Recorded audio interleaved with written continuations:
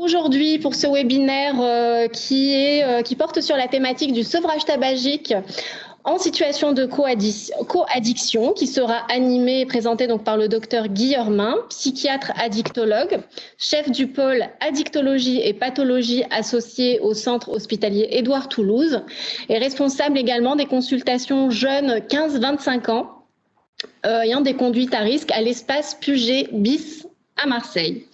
Donc, ce webinaire est organisé par le CRES, Comité régional d'éducation pour la santé, et fait partie d'une série de webinaires qui sont financés par Santé publique France et par l'Agence régionale de santé Provence-Alpes-Côte d'Azur dans le cadre de la campagne Moi sans tabac 2022. Donc, je suis la chargée de projet et donc en charge du déploiement de la campagne Moi sans tabac sur la région, en lien avec l'Agence régionale de santé de Provence-Alpes-Côte d'Azur. Je co-anime ce webinaire avec ma collègue Audrey Priem qui est connectée, comme vous. Voilà.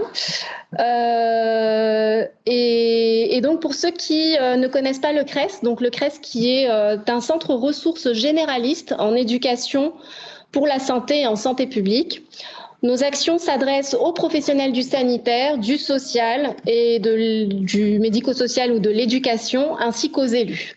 Donc nos activités et missions sont diverses, à la fois de la formation, du conseil méthodologique et de l'évaluation.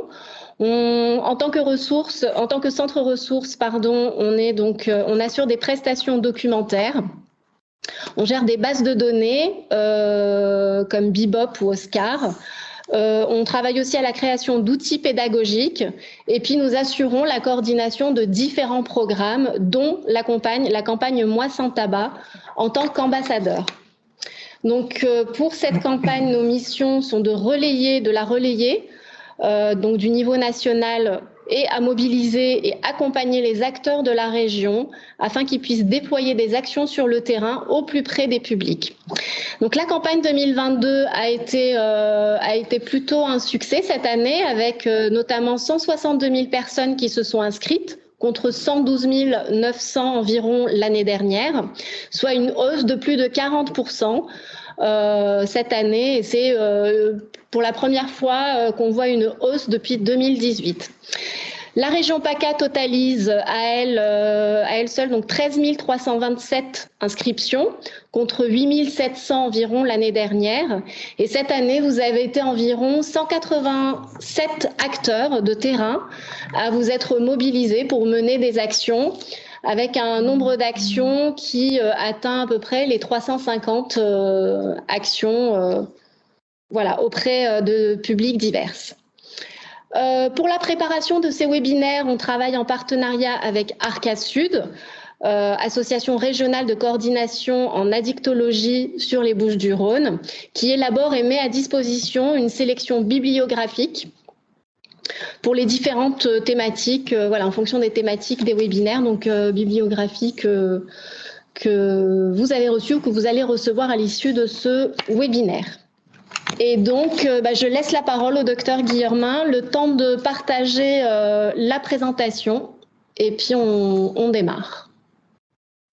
Oui, bonjour à tous. Donc, je remercie Ania Nogues de m'avoir permis de participer à ce webinaire. Alors du coup, comme elle disait, je suis psychiatre avant tout. Je suis chef du pôle d'addictologie qui dépend de l'hôpital Édouard Toulouse. Et donc dans ce pôle, il y a XAPA, le XAPA Corderie, qui est situé au centre-ville de Marseille, qui est donc rattaché à l'hôpital Édouard Toulouse et qui se compose d'une unité adulte et une unité jeune. L'espace Puget bis, dont je suis responsable et que j'avais fondé en 2008. Voilà.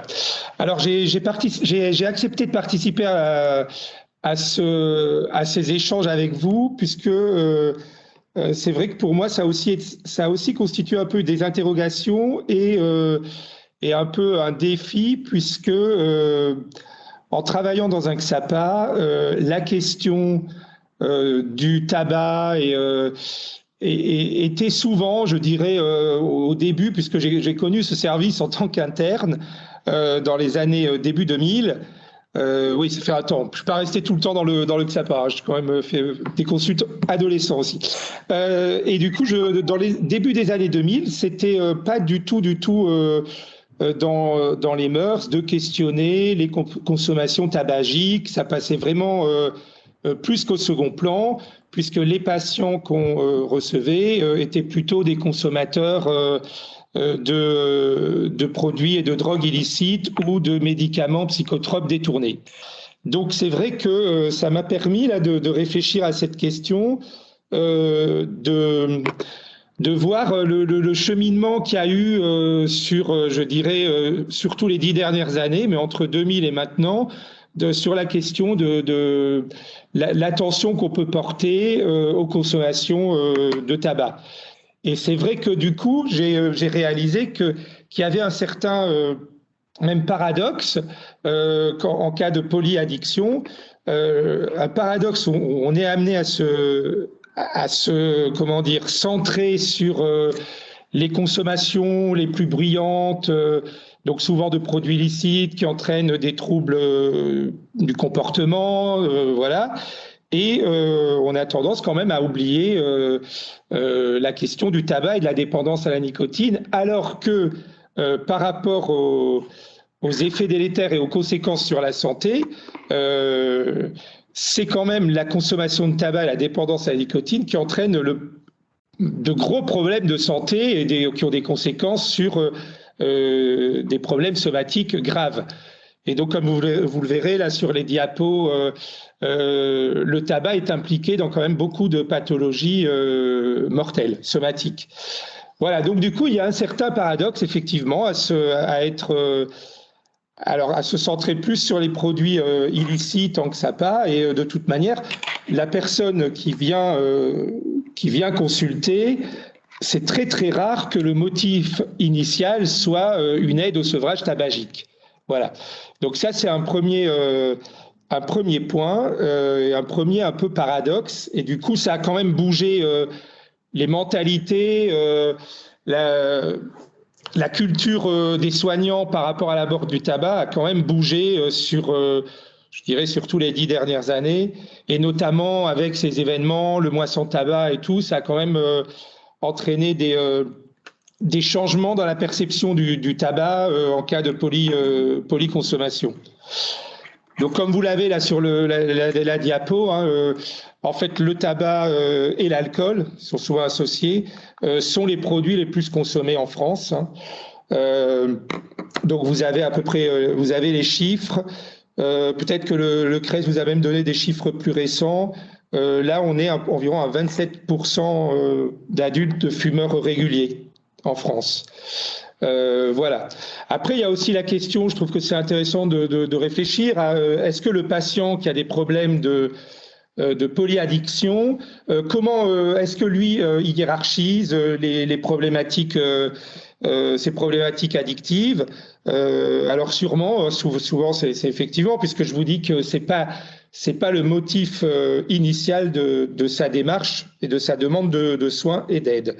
Donc ce qu'il faut aussi avoir un peu en l'idée en général, c'est que de toute manière, quand il y a plusieurs dépendances à des produits ou des comportements, il y a une espèce d'entraînement et de complication de la problématique addictive,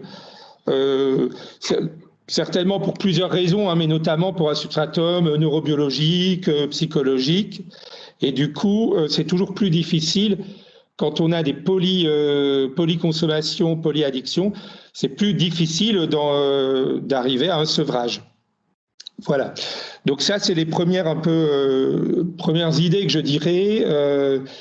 Et donc évidemment que la présence du tabac, qui est quand même très fréquente en cas de polyaddiction, elle va compliquer de toute manière l'abord de l'autre problématique addictive.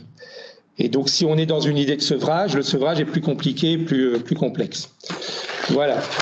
Donc l'autre diapo. Voilà, donc ça c'est ce que je vous disais, hein, la dépendance au tabac, c'est rarement le motif initial de consultation. excusez-moi. Et en fait, le tabac est souvent dans le cadre de polyconsommation. Il est souvent associé. Voilà. Peut-être je dirais aussi un mot à un moment sur les jeunes. Il y aura un diaporama parce qu'il y a quelques spécificités. Alors en fait, jusqu'à peu de temps, l'abord de cette question de la dépendance au tabac dans les centres d'addictologie, dans notre XAPA par exemple, souvent ça se maintient, ça se résume, ça se cantonne à est-ce que vous fumez, combien fumez-vous, une vague question d'essayer d'évaluer un peu le degré de dépendance. Et souhaitez-vous diminuer ou arrêter? Et puis souvent, on s'arrête là. Donc c'était le conseil minimum ou l'abord minimaliste, c'est celui-là. Alors c'est intéressant de voir ça déjà, puisque ça veut aussi dire que pour les soignants qui sont en XAPA, le tabac, même eux, ça ne leur vient pas forcément à l'esprit qu'il faut engager la personne dans une diminution, voire un arrêt complet, même si ça a évolué ces dernières années. Et comme je vous le disais, pourtant, cette consommation de tabac, elle est particulièrement délétère sur la santé somatique. Voilà. Donc, on va passer à l'autre. Alors, je vais aller plus vite. C'est les questions de la dépendance. Ça, je pense que vous les connaissez. Les dépendances au tabac, en fait, elles sont multiples. On a une dépendance évidemment physique qui est due à la présence de nicotine, des récepteurs nicotiniques, et sont impliqués là-dedans aussi les récepteurs dopaminergiques qui sont aussi dans la dépendance psychologique. La question, le circuit du bien-être, parce que la nicotine va être aussi impliquée dans les voies dopaminergiques. Et vous avez la dépendance comportementale, ça c'est le fameux geste, l'oralité, se remplir de quelque chose. Voilà, donc il y a ces trois aspects qui interviennent dans la dépendance. Et du coup, c'est vrai que parfois, même souvent, la consommation de tabac, elle est associée à un contexte. Par exemple, un verre d'alcool, la personne qui rentre chez elle le soir, les pauses au travail. Voilà, donc il y a certaines habitudes de mode de vie qui associent souvent le tabac. Ok, donc là je vais passer plus vite. Donc là après la diapo suivante, elle vous montre, c'est ce que je vous disais, que le tabac il est impliqué c'est un facteur de risque en fait pour 6 des 8 principales causes de décès dans le monde. Donc on voit bien qu'il y a un enjeu, ça on le sait maintenant depuis longtemps, un enjeu de santé publique et donc vraiment une nécessité à se soucier de la consommation tabagique chez tous les patients et notamment chez le patient polyaddict. Donc là, voilà, c'est les causes, les principales causes de décès dans le monde. Le tabac est effectivement un facteur de risque pour toutes les maladies cardiovasculaires, les problèmes d'ischémie, d'artérite, ça s'associe au tabac. Évidemment, des bronchites chroniques obstructives. Voilà, donc c'est un facteur à prendre en compte de manière importante. Et du coup, on voit aussi, ce qui est intéressant dans la prochaine diapo, c'est que plus on arrive à réduire sa consommation tôt dans l'âge, et plus on rejoint l'espérance de vie d'une personne qui n'a jamais fumé. Voilà, donc ça montre bien qu'effectivement, de se soucier de ce problème a des conséquences sur l'espérance de vie, voilà, directement. Voilà, donc la diapo 7, c'est donc ce que je vous disais, c'est-à-dire que la France, par rapport notamment aux autres pays européens, reste quand même à un niveau élevé de prévalence du tabagisme. Ce qu'on a là, les chiffres, c'est environ 30% de fumeurs quotidiens parmi les plus de 15 ans, alors que la moyenne européenne, en 2017, elle était de 24%. Voilà. Par contre, ce qu'on constate aussi depuis les années 2014, c'est une baisse de la consommation chez les jeunes, assez nette, et chez les adultes depuis 2016. Alors, cette baisse de la consommation, elle est due à toutes les campagnes de sensibilisation, aussi à l'augmentation du prix du paquet de cigarettes. Enfin, il y a plusieurs facteurs qui ont joué. Les lois anti-tabac, les lieux sans tabac. Là, j'ai pas les dates exactes. Il y a de toute façon les lieux publics, l'interdiction de fumer en lieu public, ça doit remonter à, je sais plus exactement la date, mais bon, c'est. Enfin voilà, il y a eu depuis 2010 facilement beaucoup de réglementations sur le tabac dans les lieux publics. L'hôpital sans tabac, qui doit dater depuis en 2009, 2010, je pense. Voilà. Après les adolescents, bon ça c'est 2000, c'est un peu vieux, 78% avaient expérimenté le tabac, et là en 2017, vous voyez, on a 59%, donc il y a vraiment une très nette baisse. Après on verra, puisque vers la fin de mon diaporama, il y a l'enquête Escapade qui est la consommation chez les jeunes de 2022, donc elle est ultra récente, donc on pourra faire un petit focus là-dessus. Voilà, ok, on peut continuer. Donc pareil, ça c'est le diaporama, c'est la prévalence du tabagisme, ça c'est en 2012. En tout cas, on voit que la France, que ce soit en 2012 ou en 2014, elle est toujours en tête des pays européens sur la prévalence, que ce soit chez l'homme ou chez la femme. Voilà. Donc on va passer à l'autre diapo. Donc c'est ce que je vous disais, c'est que la consommation de tabac associée à d'autres problématiques addictives, il y a des interactions délétères entre elles, et il y a une espèce de synergie dans entretenir la problématique addictive. Voilà, je crois que ça il faut l'avoir en tête. Et du coup, c'est vrai qu'à l'heure actuelle, on peut plus faire l'impasse de questionner la dépendance au tabac. Voilà. Donc ça, c'est un premier point. De toute façon, dans les addictions aux produits illicites et tout, le tabac est très souvent, la consommation de tabac est très souvent associée. Donc on a, vous voyez, 80% des consommateurs de drogues illicites sont dépendants au tabac et aussi à l'alcool, parce qu'on parle souvent de dépendance alcoolo-tabagique. Pour l'alcool, 80% des malades de l'alcool sont fumeurs, 90% sont fumeurs, donc là il y a encore une corrélation, une association encore plus forte. Et regardez le chiffre par rapport à la population générale. Donc voilà. Et les causes de décès, ça on l'a vu, des personnes alcoolodépendantes. Sur 20 ans, donc 34% dû à l'alcool et 51% dû au tabac. Donc, c'est ce que je vous dis, les fumeurs qui essayent d'arrêter leur consommation d'alcool ont plus de difficultés à ne pas rechuter parce que la nicotine augmente les besoins d'alcool.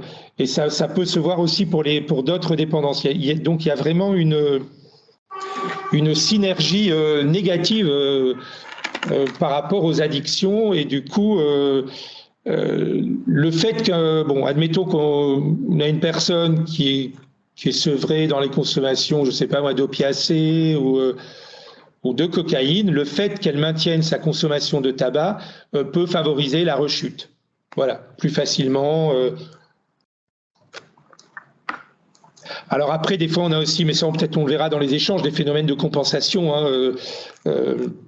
Il y a effectivement parfois des personnes dépendantes qui va arrêter l'alcool ou son produit pour lequel elle était venue consulter, et du coup va augmenter, principalement communiquant, sa consommation de tabac. Ça arrive aussi, c'est ce que je voyais moi dans les premières années où je travaillais au XAPA. Voilà. Donc, la prochaine diapo, elle vient montrer aussi, c'est ce qu'on appelle la question des addictions croisées. puisque, comme je vous l'ai dit, hein, l'usage du tabac, l'usage quotidien, il est retrouvé dans plus de 80% des cas dans le cadre d'une polyconsommation. Et il y a donc un vrai renforcement réciproque de la dépendance à chaque substance en cas de consommation croisée associée. Donc ça, c'est important d'avoir en tête, hein, puisque si on fait l'abstraction de la consommation de tabac, et ben du coup, ça peut favoriser la rechute. Donc la consommation de tabac, donc le tabac est toujours présent, quel que soit le type de polyconsommation, sachant que les fumeurs ont un risque 5 fois plus élevé que les non-fumeurs de consommer une autre substance psychoactive. Donc vous voyez, toutes ces interactions, ça montre qu'il y a peut-être une prédisposition. Après, on peut avoir des lectures, une vulnérabilité qu'on appelle neurobiologique, psychologique, sur la question des dépendances. Hein. Voilà, c'est dans les théories des addictions, hein, qui aurait un substratum commun, on va dire, une vulnérabilité qui fait la trame. C'est pour ça qu'on a créé aussi le concept d'addiction, pour éviter d'être dans des abords purement produits, par produit, quoi, voilà. Donc du coup, effectivement, on peut faire l'hypothèse, hein, qu'il y a un socle commun à toutes les addictions, hein, que ce soit le tabac, l'alcool, les produits licites, les addictions comportementales ou autres. En tout cas, la clinique peut le laisser supposer. Voilà. Alors après, la vulnérabilité, elle peut être multifactorielle, hein, psychologique, neurobiologique et aussi contextuelle. Enfin voilà. Donc la consommation de tabac, elle est très fortement liée aux autres dépendances. Ça maintenant, c'est quelque chose qu'il faut avoir en tête. Donc dans le cadre de diverses études, 60% des patients fumeurs réguliers ont présenté également un abus d'alcool ou de drogue, principalement le cannabis, et une dépendance à l'un ou l'autre sur la vie entière, contre 19% des non-fumeurs. Donc il y a vraiment l'association tabac-autres produits, elle est vraiment synergique et elle complique les problématiques de dépendance. Alors là, j'ai fait un petit focus sur l'association tabac-cannabis, puisqu'effectivement, déjà en France, le cannabis est et après l'alcool et le tabac, la substance psychoactive la plus consommée. Et elle est effectivement étroitement liée à celle du tabac, car en fait, la plupart du temps, les consommateurs de cannabis vont mélanger leur cannabis à du tabac, à la nicotine. Donc, c'est compliqué d'envisager uniquement l'abord que du cannabis ou voilà, en cas de consommation de cannabis. Il y a de toute manière, dans plus de 90% des cas, de la consommation de tabac. Et d'ailleurs, je sais que là, dans le desk d'addictologie, on nous disait, quand on nous présentait les consommations de cannabis, qu'un des grands risques du cannabis, c'était aussi la dépendance à la nicotine. Et que le frein, justement, la poursuite de la consommation de tabac dans les joints, ça maintient la dépendance à la nicotine. Et donc, le frein au sevrage tabagique devrait être considéré comme l'un des plus grands risques du cannabis. Après, il y en a d'autres, mais enfin, en tout cas, le fait qu'il soit systématiquement, que le tabac soit systématiquement quasiment associé à la consommation de cannabis est le plus grand, un des grands dangers de la consommation de cannabis. Voilà. Et alors, évidemment, là, il y a des effets aussi délétères et qui aggravent la toxicité de l'un et de l'autre. Donc, le cannabis, il augmente les effets nocifs du tabac et il augmente donc le risque de cancer. Il y a une plus grande inhalation de monoxyde de carbone. Voilà, donc l'association, elle est plus dangereuse encore pour la santé et les risques à moyen terme de problèmes somatiques, de maladies cancéreuses. Donc une alliance ultra dangereuse, quoi, voilà. Et du coup, effectivement, la nicotine, elle augmente l'activité des opioïdes endogènes, et donc ça module aussi l'expression et la tolérance de la dépendance au THC. Voilà. Donc, il y a un substratum, on va dire, neurobiologique sur cette interaction tabac et cannabis. Alors, c'est vrai que là, je pourrais en dire un mot dans les échanges, puisque du coup, à la consultation jeune, on a beaucoup de... Du coup, le motif de consultation, ça peut être souvent les consommations de cannabis très fortes. Donc, du coup, le tabac, il est abordé par ce biais, puisque les jeunes qui viennent consulter, là, ils viennent sur le problème de la consommation de cannabis.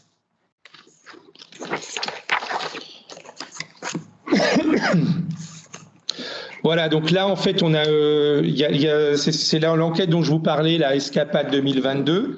Donc, du coup, c'est une grande enquête, c'est tous les 5 ans, cette enquête, qui interroge donc là 24 000 jeunes, hein, donc c'est une grande enquête. Et donc là, on va pouvoir avoir les différences entre 2017 et 2022. Donc, ce qu'elle montre, les chiffres 2022 de Escapade, c'est que on a une baisse de consommation de produits, de drogue entre guillemets, qui a baissé, hein, une baisse, une diminution, et en particulier le tabac. Alors par contre, il y a un phénomène où ça, certainement on aura l'occasion de débattre, hein. Il y a la question de la cigarette électronique qui par contre a très fortement augmenté. Voilà. Donc les résultats confirment la hausse continue de la part des adolescents de 17 ans qui n'ont jamais bu d'alcool, ainsi que la situation défavorable.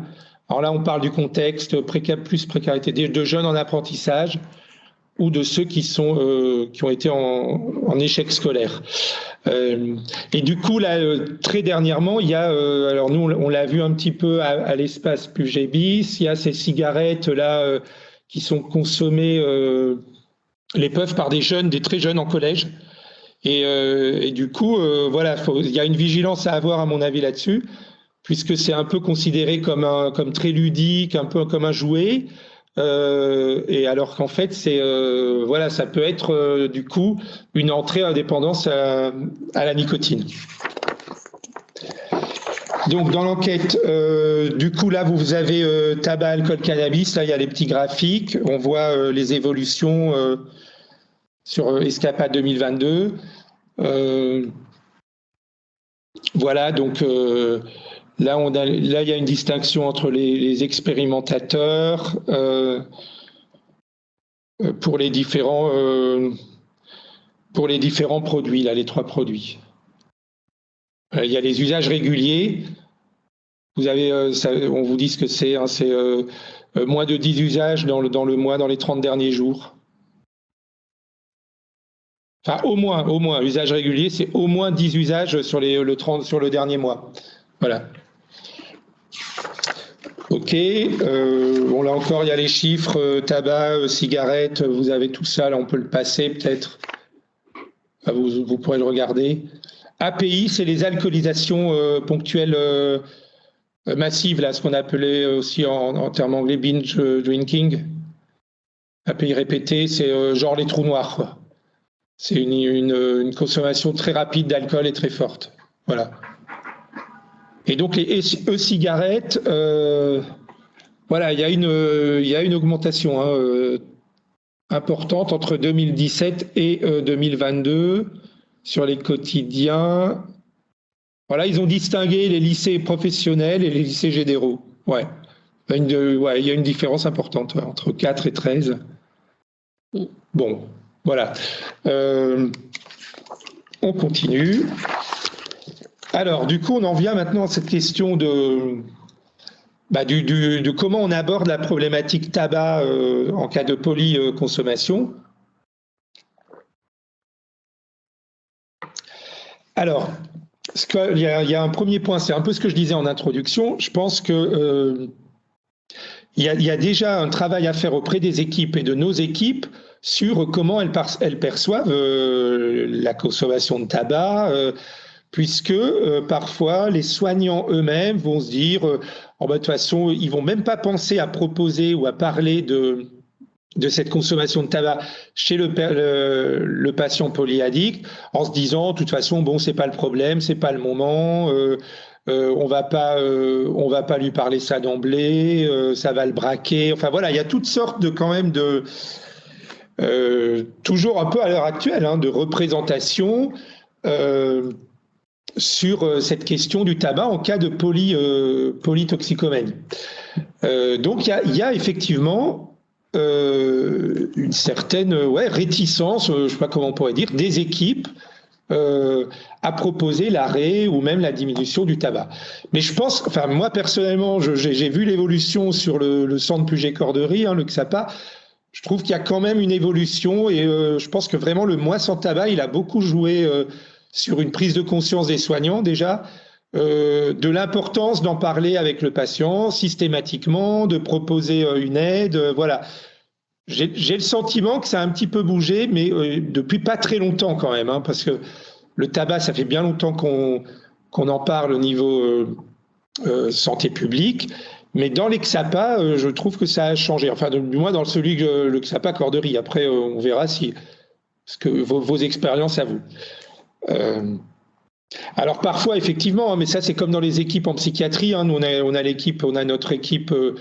L'unité d'addictologie, l'UHA, qui travaille sur Édouard-Toulouse et qui donc fait des interventions dans les services pour les patients qui ont des troubles psychiatriques et qui fument beaucoup. Donc il y a une corrélation, mais là je ne vais pas parler de ça puisqu'il y a déjà eu un webinaire là-dessus. En tout cas, ce qui est repéré aussi, c'est que quand on va dans un service, déjà il faut voir un peu où en est l'équipe soignante. Voilà. Puisque c'est compliqué de parler d'un cadre d'hôpital sans tabac et tout, si les soignants eux-mêmes consomment. Voilà, donc il y a toute cette question du cadre. Et donc parfois même des mécanismes de déni. Et donc voilà, il y a un vrai travail à faire là auprès de nos équipes. Après, souvent, quand on propose aux patients une aide à arrêter de fumer, il est intéressé pratiquement dans tous les cas. Alors c'est vrai que des fois il va répondre oui mais pas tout de suite, mais en tout cas il se montre intéressé et dans la plupart des cas il va nous répondre qu'il a envie de diminuer sa consommation de tabac, voire de l'arrêter.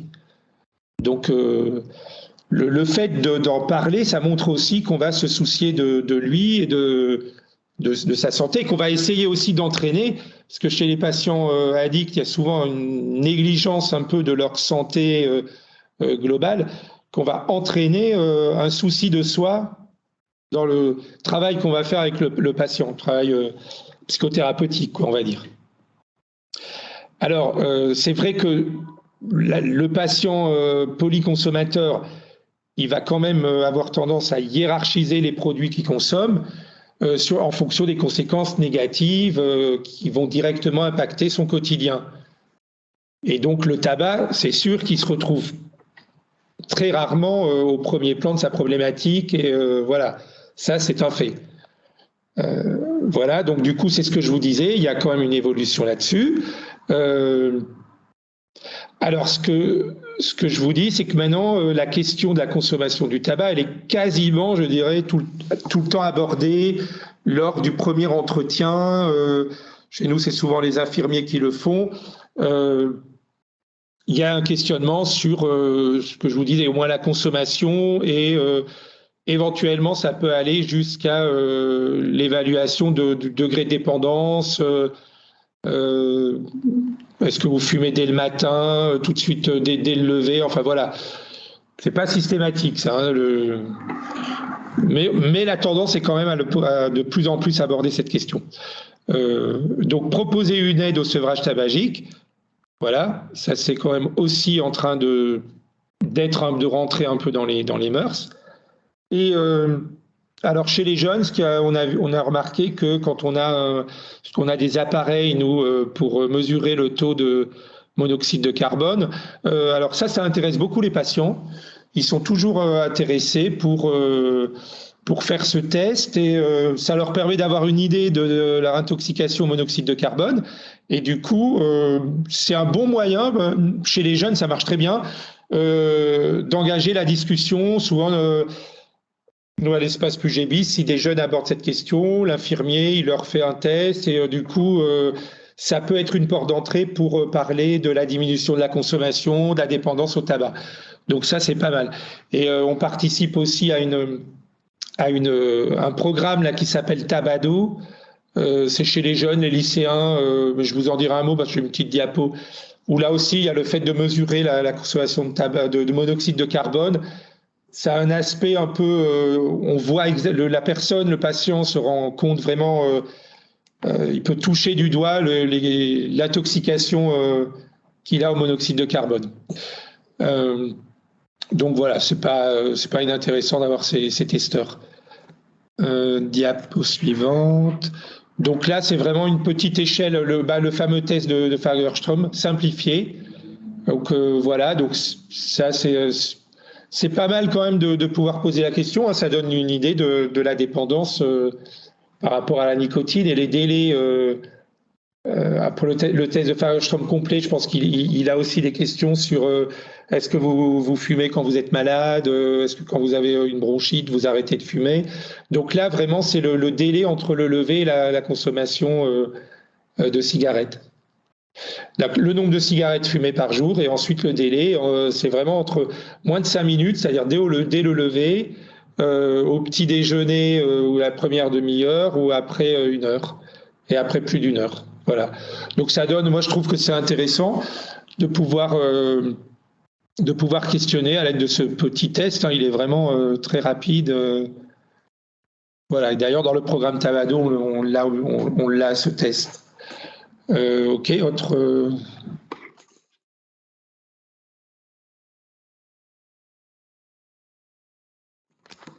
Voilà, donc là, il y a la question, quand on continue sur donc l'évaluation de la consommation, bien sûr que c'est important aussi d'évaluer toutes les conséquences négatives de la consommation de tabac, surtout si elle existe depuis de nombreuses années. Donc, la question du lien de la consommation de tabac et les troubles psychiatriques, ça, il y a un webinaire là-dessus.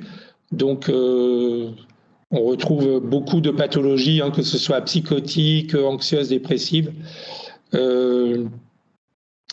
Évaluer les co-consommations, ok. Par exemple, dans les consommations d'alcool, on a aussi le questionnaire FACE, où il y a le CAST pour les consommations, notamment de cannabis. Et on essaye aussi de repérer, je pense que c'est important de repérer les facteurs de risque, l'environnement, fumeurs, la précarité, évidemment, donc pathologie psychiatrique et les addictions. Quand il y a des addictions associées, c'est un facteur de risque de complexité dans la diminution, le sevrage tabagique. Donc ça, c'est un petit schéma qui reprend un peu les quelques points là que j'ai développés. Donc l'intérêt effectivement d'arrêter ou de diminuer sa consommation de tabac, là elle est plus approuvée au niveau santé.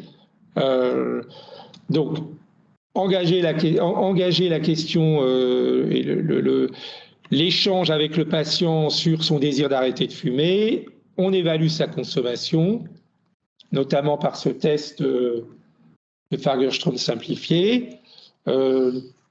Après, on peut utiliser, alors moi je n'utilise pas spécialement, mais c'est dans ces questions de dépendance, l'entretien motivationnel peut être aussi un outil intéressant. En tout cas, on va se soucier du patient. Après, comment on va traiter, il y a différentes stratégies. Il y a de toute façon, nous, on a un abord plus psychothérapie et traitement, notamment substitut nicotinique.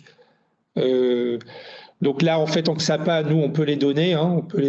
Ils sont maintenant remboursés, mais on a par notre pharmacie, on peut donner des substituts nicotiniques. Voilà.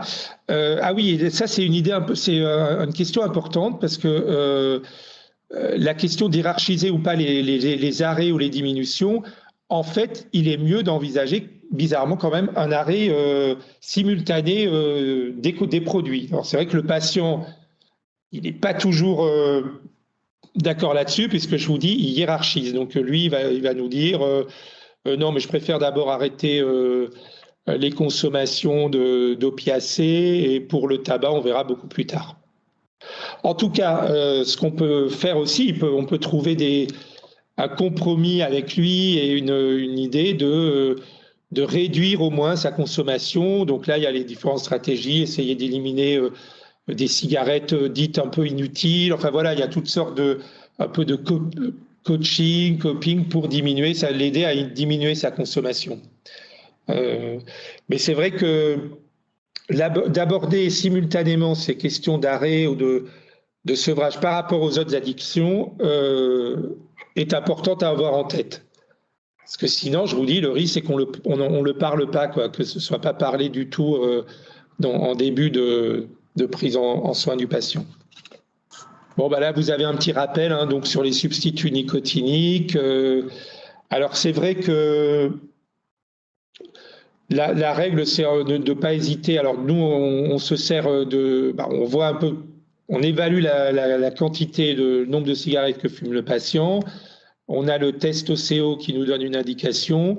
Et l'idée, c'est de substituer un peu plus largement, même en substitut nicotinique, que la consommation. Donc, nous, on associe souvent les patchs transdermiques et les gommes ou les pastilles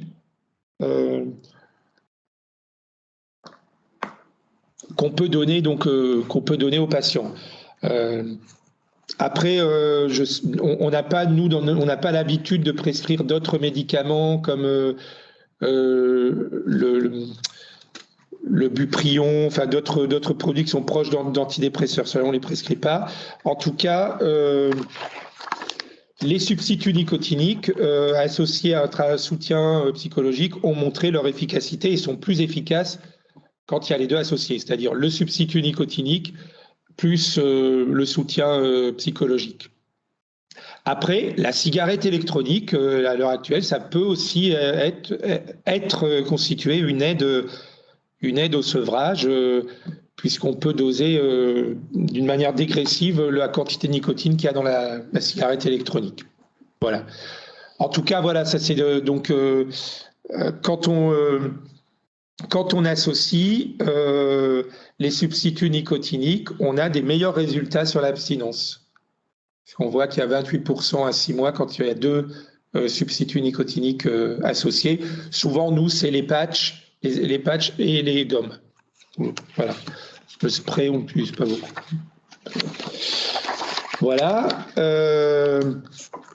Donc, on en vient maintenant. Comment on fait ? J'en ai déjà dit quelques mots. Donc, c'est effectivement, comme je vous disais, l'arrêt du tabac ne reste pas une priorité des patients, ni même des soignants. Dans un contexte de polyconsommation et de polyaddict, ça reste quand même, le tabac est quand même mis au second plan. Voilà, ça c'est un des grands paradoxes. Donc l'idée, c'est de pouvoir faire bouger aussi ces lignes. Et puis bon, moi, je pense que c'est intéressant qu'on échange après là-dessus, puisque ça m'intéresse d'avoir aussi vos perceptions, puisque moi, je parle à partir d'un XAPA qui est quand même très orienté sur prise en soin des patients qui ont des pathologies psychiatriques lourdes et des consommations graves, de polyconsommation, soit polytoxicomanie. Donc, il y a aussi peut-être un petit biais dans le public qu'on reçoit, nous. Alors, on peut aussi être sur une politique de réduction des risques, une optique de diminution et non pas obligatoirement d'arrêt total. Voilà. Privilégier, si on part sur un sevrage simultané des produits. Voilà.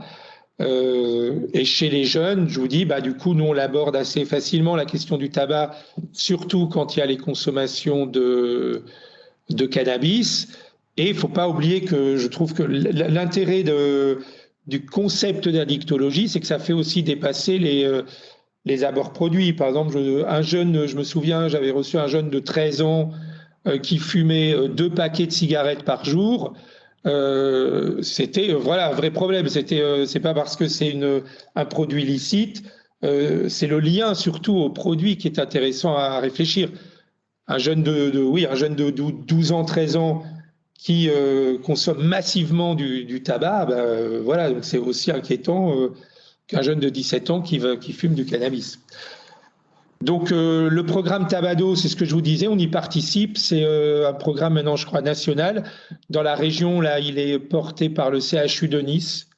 Et donc en fait, c'est sur un mode un peu ludique, peu de compétitivité entre les lycées, où il y a un abord un peu groupal au début, où il y a des informations qui sont données sur le tabac en général, sa nocivité, enfin tout est les problématiques de dépendance. Et donc c'est sous forme de groupe de parole. Et nous, on intervient dans ce programme pour les entretiens individuels qui, du coup, là, sont centrés essentiellement sur le tabac, puisque ce sont des jeunes qui, après avoir eu la formation collective, ont envie d'arrêter ou de diminuer leur consommation. Et du coup, la deuxième phase du programme Tabado, c'est des consultations individuelles. En général, il y en a entre 3 et 5. Et c'est là que nous, on intervient, notre infirmier, des psychologues de Puget-Bis. Donc là, on a travaillé avec l'EPID. Cette année, c'est sur le centre EPID. Et il y a 2 ans, c'était sur un lycée professionnel vers la Valentine, je crois, dans le bâtiment. Voilà. Donc c'est pas mal parce que ça entraîne il y a un côté un peu ludique pour les jeunes et du coup, ils se prennent au jeu. Ils ont vraiment envie les jeunes que j'avais reçus avaient vraiment envie d'arrêter ou de diminuer. En tout cas, ils se questionnaient là-dessus. Donc ça vient résumer et reprendre un peu ce que je disais au début, hein, c'est que on ne peut pas faire l'impasse sur cette question de dépendance au tabac, étant donné tout ce que je vous ai dit sur le renforcement réciproque de la dépendance à chaque substance. Voilà. Donc, dans un centre d'addictologie, ça peut être déjà, avant de l'aborder, on peut mettre aussi, par exemple, sur le côté prévention, des affiches qui indiquent que déjà qu'ici, on peut aider à arrêter de fumer, l'affiche du mois sans tabac, donner quelques infos très claires par un affichage en salle d'attente sur l'intérêt d'arrêter de fumer. Voilà, donc rien que ces affiches-là, ça peut aussi inciter le patient à venir questionner les infirmiers ou le médecin qui le suit ou le psychologue. Voilà. Donc c'est important et du coup d'avoir réfléchi là-dessus, ça m'a donné l'idée parce que c'est vrai que dans notre service, on a quand même un affichage, il y a l'affichage du mois sans tabac, une grande affiche qui est dans l'entrée qui dit ici on peut vous aider à diminuer ou à arrêter de fumer. Voilà. Donc voilà, ça c'est l'aspect de prévention. Et là vous avez la dernière diapo. Du coup, que vous avez eu au début. Donc, alors quand je dis est désormais systématique, je dis devrait être, l'abord du tabac devrait être désormais systématique. Je ne sais pas si elle l'est quand même systématiquement, mais en grande partie. Voilà, donc la perspective d'un sevrage reste encore peu abordée. Je vous l'ai dit, croyance des soignants, on verra plus tard, c'est pas le moment. Mais en même temps, la plupart des patients, lorsqu'on aborde cette question, vont dire qu'ils sont intéressés pour une aide au sevrage ou à la diminution de leur consommation de tabac.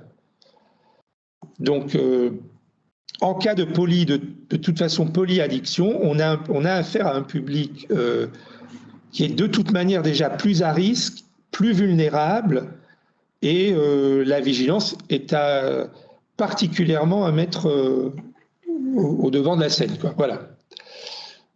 Et il y a aussi la question que nous, on reçoit aussi un public qui est parfois en précarité sociale, et du coup, c'est intéressant dans l'aide à l'arrêt du tabac, même si pour le patient, souvent, il ne va pas le mettre en priorité, il va souvent le repousser, on peut l'aider aussi puisqu'on peut lui donner, par exemple, directement les substituts nicotiniques.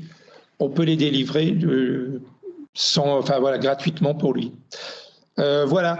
Donc non, c'est une question. Je trouve que c'est important d'avoir cette réflexion, et c'est vrai que moi, ça m'a permis vraiment de réfléchir à ma propre pratique et de comment on aborde cette question avec les patients, parce que c'est vrai que, comme je vous le disais au début, même si elle n'est pas mise au premier plan par les patients, ça reste quand même un problème de santé publique majeur et plus grave que certaines consommations de produits illicites. Voilà, maintenant je pense qu'on peut échanger.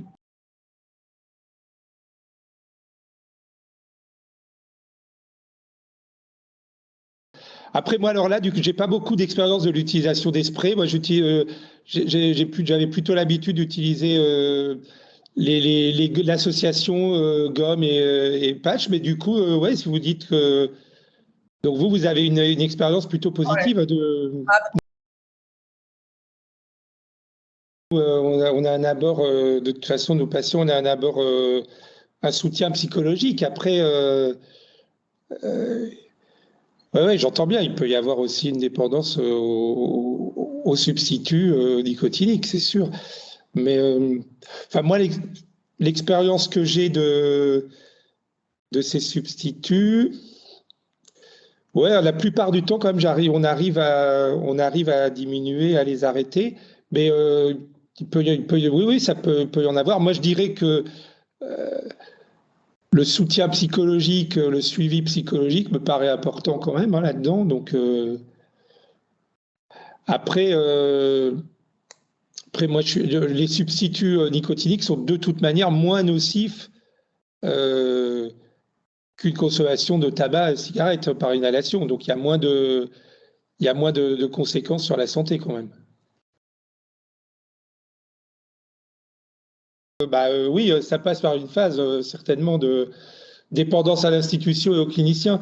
Mais l'idée, c'est de dépasser cette phase-là, quoi. C'est pas de remplacer la dépendance en aliénant la personne aux soignants, quoi. Ouais, du coup, alors il y a une certaine phase où ça va passer par la dépendance aux soignants, aux thérapeutes, mais il faut pouvoir la dépasser. Sinon, du coup, il y a une aliénation du patient. Alors parfois, certains soignants peuvent être intéressés par ça, mais c'est pas le but. Alors comment justement travailler sur cette dépendance? Mais comment je dirais ça, c'est le cheminement. Moi, je dirais c'est le cheminement psychothérapeutique, c'est-à-dire l'idée, c'est que la personne, elle soit de plus en plus autonome et qu'elle existe de plus en plus de par elle-même et qu'elle ait ce souci d'elle-même seule, quoi. Voilà. Donc le travail psychothérapeutique, ça permet une meilleure connaissance de soi, une rencontre avec soi-même, et en même temps, il y a une phase où c'est un cheminement à deux. Alors c'est sûr que les personnes qui ont des problématiques de dépendance vont peut-être tisser des liens très collés avec les soignants, très passionnels un peu, et du coup c'est un peu plus difficile pour passer cette phase où il y a une phase un peu de collage et de forte dépendance, quoi. Après, ça dépend aussi la problématique psychique de la personne, hein, si c'est des psychotiques, personne est à limite, enfin voilà, ça dépend aussi de comment fonctionne la personne, quoi. Après, ce qui est sûr, c'est que dans les pathologies psychiatriques graves, il y a quand même souvent des polytoxicomanies. Il y a le tabac, mais il y a d'autres consommations, quoi. Est-ce que la supervision des soignants peut aider à travailler sur cette question de... Ah oui, bien évidemment. Oui, nous on met des supervisions. Là, on a même pour le pôle entier un genre supervision formation pour voir comment effectivement la rencontre avec les personnes dépendantes a des implications dans les liens des soignants dans leur propre équipe. Donc de pouvoir travailler ça, c'est fondamental. Et donc oui, supervision des soignants, moi je dirais que ça me paraît indispensable.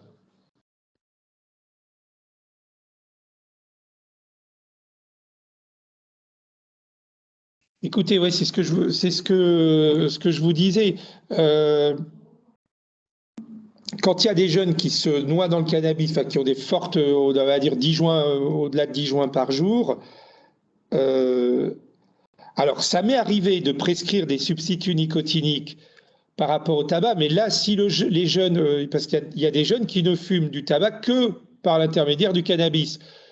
Du coup, dans ces cas-là, moi, c'est plus un travail par la parole, d'offrir un espace de parole. Et souvent, un jeune, quand il se noie dans le cannabis, alors peut-être que dans un CEF, il y a l'effet entraînement des pairs et tout, mais il y a quand même une souffrance psychique derrière qu'il faut pouvoir aborder. Et à partir de là, moi, je remarque il y a une diminution de la consommation de cannabis. Je dirais, l'étau cannabis, il se dessert dans la mesure où le jeune, il arrive à pouvoir mettre des mots et à parler de certaines zones noires de lui-même ou de son histoire ou de traumatisme. Donc moi, c'est comme ça qu'on travaille à l'espace QGBIS, puisque c'est très rare quand même qu'un jeune qui soit dans des consommations massives, il y a de toute façon derrière une souffrance psychique. Après, ça m'est arrivé de prescrire des substituts nicotiniques, mais c'était du coup des jeunes qui fumaient aussi beaucoup de tabac, entre autres, alors que là, dans ce que vous dites, il y a des jeunes qui ne fument que des joints, quoi, voilà. Alors certains, après, consomment de l'herbe pure pour ne pas mélanger à la nicotine et au tabac. Ouais. Enfin, bon, vous n'allez pas leur préconiser ça en CEF, parce que nous, on intervient aussi à l'EPM dans les groupes de parole là, pour la prévention, par rapport au cannabis surtout. Je ne sais pas, après, il faudrait voir s'il y a d'autres expériences. En tout cas, là, moi, dans ce cas-là, je ne suis pas sûr que ça aide à diminuer le cannabis, le fait de prescrire des substituts nicotiniques. Voilà. Par exemple, en milieu, en détention mineure, là, à l'EPM, la règle, c'est là, il n'y a pas de consommation, il n'y a pas de tabac. Donc, les jeunes qui sont dépendants au tabac, soit ils arrêtent de fait de par le cadre et de par les murs de l'EPM, ou alors on leur donne des substituts nicotiniques, là, du coup. Mais normalement, la consommation, même de tabac, n'est pas tolérée, je pense, à l'EPM.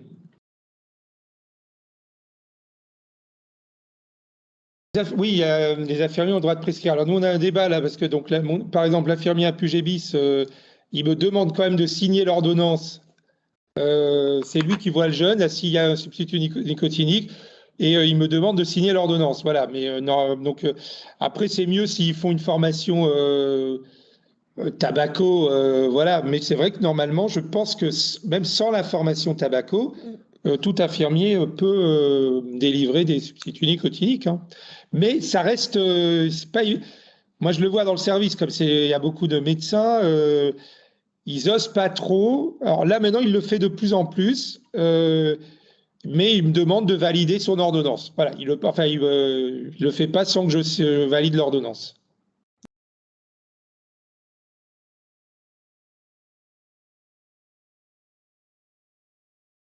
Juste rebondir, non, je suis entièrement d'accord avec vous. Mais en fait, même, je dirais que pour toute dépendance, après, chaque personne est unique et c'est le cheminement qu'on va faire auprès de la personne. Voilà, c'est difficile de dégager des généralités. Après, je trouvais que c'était intéressant là, ce que vous disiez, je ne sais plus si c'était un médecin, là, par rapport de prescrire des substituts nicotiniques assez largement, même dans les gros consommateurs de cannabis. C'est vrai que il y a des moments où à un moment je le faisais.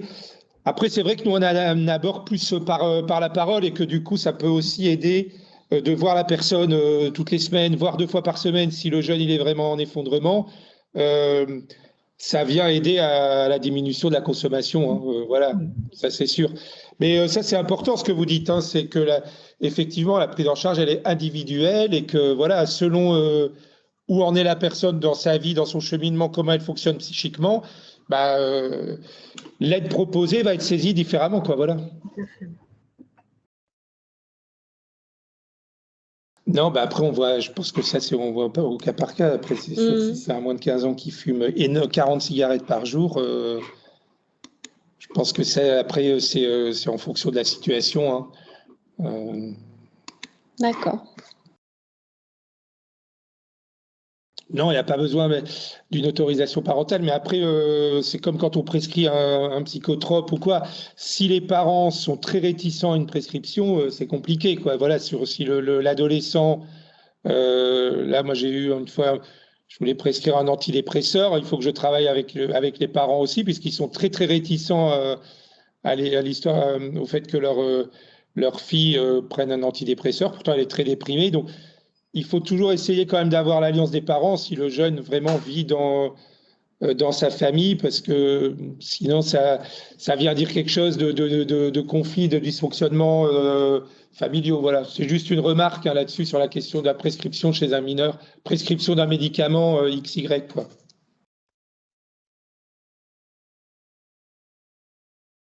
Nous, alors c'est vrai qu'on fait beaucoup d'actions quand même de prévention et on va beaucoup sur l'extérieur où on va rencontrer des jeunes sur leur lieu, soit leur lieu de vie ou par exemple sur l'EPID ou dans les missions locales. On va beaucoup à l'extérieur du service.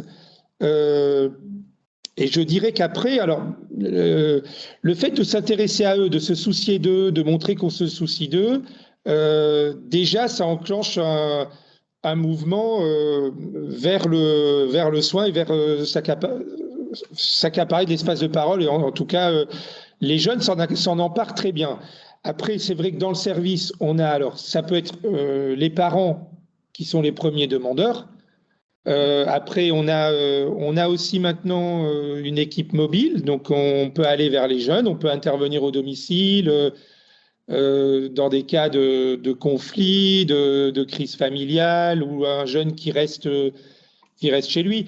Donc, moi, je dirais qu'il faut avoir beaucoup de souplesse, beaucoup d'inventivité et de créativité, et surtout d'oser rencontrer le jeune, hein, d'oser prendre le risque de la rencontre. Et si on n'est pas dans quelque chose de fermé, de réducteur, c'est pour ça que du coup, moi, je préfère parler de conduite à risque 15-25 ou 12-25.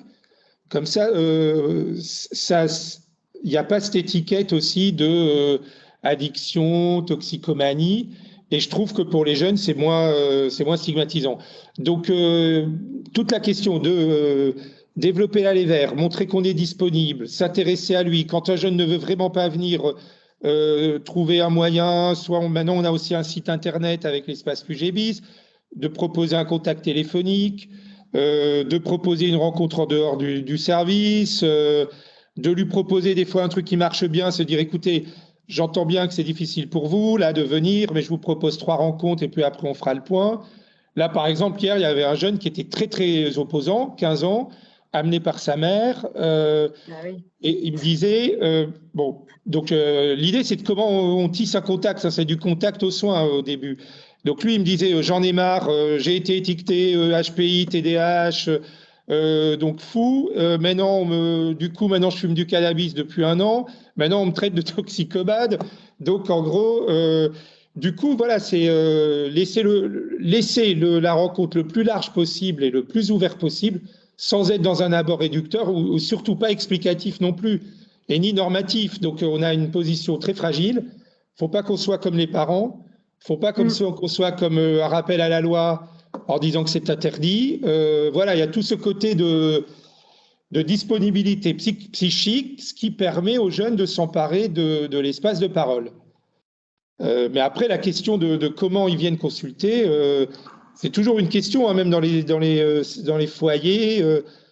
Moi, je pense que de montrer qu'on s'intéresse à eux et de ne pas être dans des schémas comme ça fixés préalablement à la rencontre, c'est déjà très très important. Et donc je dirais qu'il faut vraiment mettre entre parenthèses toutes nos connaissances pour redécouvrir le jeune à chaque nouvelle rencontre.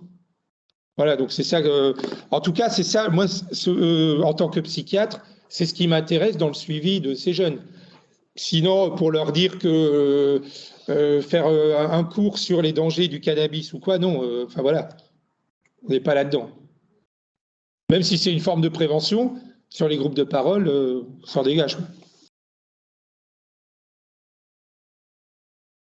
Je dirais, il ne faut pas trop le mettre en avant. Après, le mot addict, maintenant, il est tellement en vogue, il a été mis à toutes les sauces que Mais c'est vrai que, non, mais après, on est dans un courant un peu très hygiéniste et un peu normatif à l'heure actuelle. Hein. Roland Gori, il parle de la folie des normes. Mais du coup, effectivement, à force de vouloir empêcher les gens de mourir, il faut aussi les laisser vivre. Quoi, voilà. Donc, il y a la réduction des risques, il y a tout ça. Mais effectivement, un adolescent, il va de toute façon être attiré par les comportements transgressifs, les prises de risques. Voilà, c'est... Après, là où ça devient problématique, c'est quand il n'a que ce recours aux prises de risques pour exister, quoi, voilà.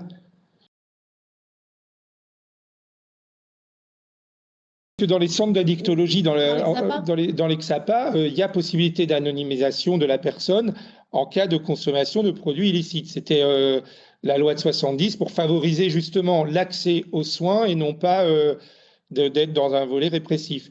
Alors, l'anonymisation d'un mineur, là, vous posez une question. Mais du coup, Monsieur Guillermin, vous disiez tout à l'heure que vous aviez une pharmacie au sein du XAPA. Oui. Est-ce que du coup, c'est tracé pour le mineur ou pas? Ah oui, pareil. Hein, si je dois avoir recours à la pharmacie par notre hôpital, il y a une traçabilité, là, oui. Au niveau de la Sécu? Non, parce qu'on le donne. Non, c'est si on donne. En fait, c'est par notre hôpital. Ok, donc c'est pas tracé au niveau de la Sécu, je veux dire, ça apparaîtra pas sur la carte vitale. Pas au niveau de la Sécu. Par contre, il y a un dossier patient qui est créé de l'hôpital. On a un dossier patient. Et maintenant, on est dans le GHT, hein, puisque nous, on est un service public, donc le groupement hospitalier de territoire. Il va y avoir un dossier patient. Alors, l'addicto reste quand même à part, mais il y aura un dossier patient commun à tous les hôpitaux du GHT, du groupement hospitalier de territoire. Il en comprend 13 pour les Bouches-du-Rhône. Donc, il y a question de pour l'addiction, l'anonymisation, quand même la restriction d'accès au dossier me paraît importante parce qu'il y a quand même ce côté justement de possibilité d'être anonymisé. Hein. Alors la question pour les mineurs, là vous me posez un peu j'ai jamais eu de mineurs qui m'ont demandé d'être anonymisés. On a des adultes, ça c'est sûr. Non, du coup, je me pose la question de savoir s'il faudrait l'accord des parents pour l'anonymisation, mais peut-être pas. On fera une recherche complémentaire et puis on procédera à une recherche complémentaire. Ouais. Parce que par exemple, nous, on a beaucoup de mineurs qui viennent et qui consomment du cannabis. En admettant qu'ils me demandent de ne pas rentrer le dossier sous son nom, je dirais que c'est possible. Alors, est-ce que les parents doivent être au courant? C'est ça la question. Bon, merci pour toutes vos questions et puis vos partages d'expérience, puisque même le docteur Guillermin repart avec du coup un nouvel outil potentiellement à développer au XAPA Corderie. Alors merci donc d'avoir participé.